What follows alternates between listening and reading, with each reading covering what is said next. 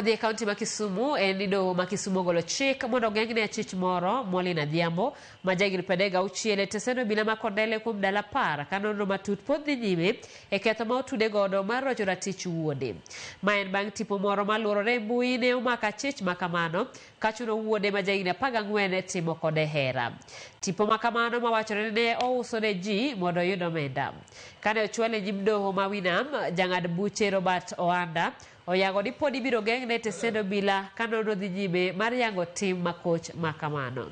Bura ma kamano ibiro winji kendo tarik 24 dwe ni. You have no objection, and I order that it be held at Kondere police station cells for the next 10 days to enable prosecution to finalize the investigations. So we take a mentioned date after 10 days. We mentioned the matter on 24th of this month for further directions.